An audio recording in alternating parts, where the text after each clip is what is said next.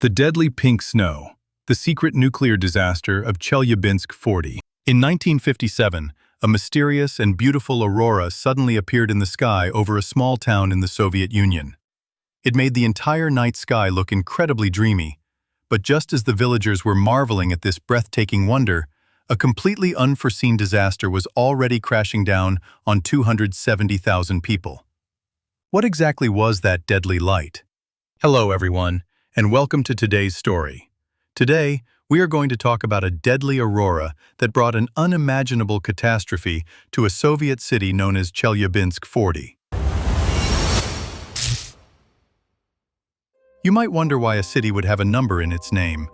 It was because Chelyabinsk 40 was a closed city, a highly classified secret settlement built by the Soviet Union.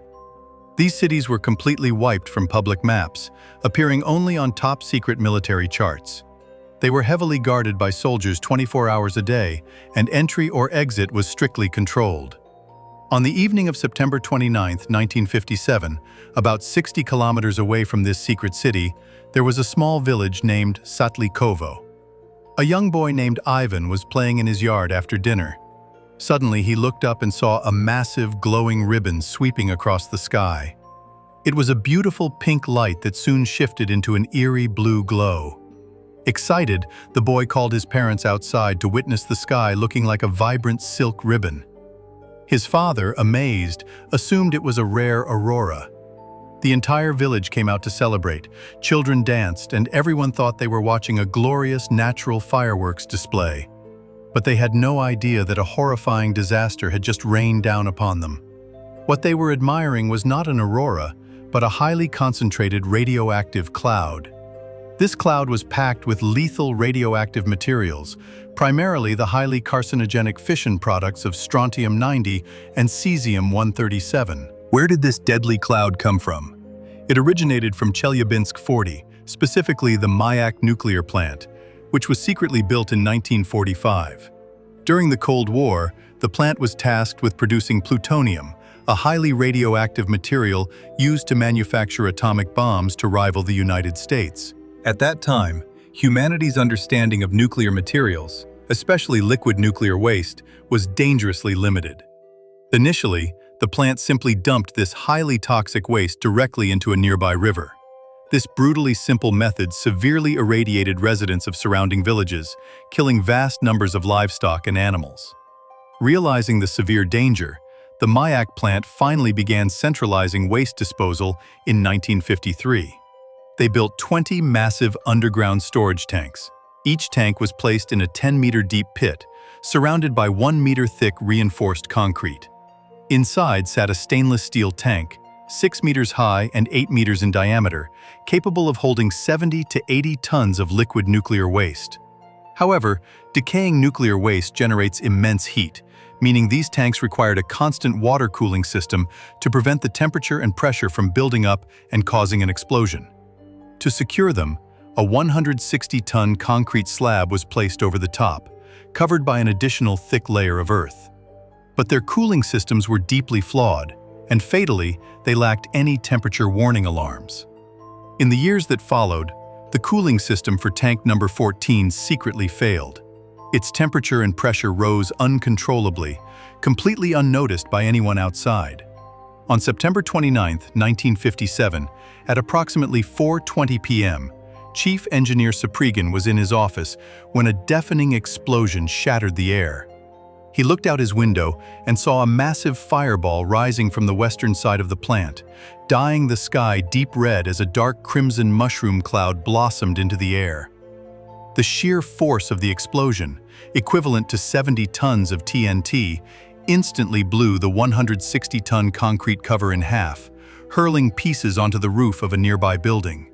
Suprigin rushed outside to witness a bizarre and terrifying sight. Pink snowflakes were falling from the sky. The moment these glowing flakes touched the grass and flowers, the plants instantly turned black, shriveled, and died.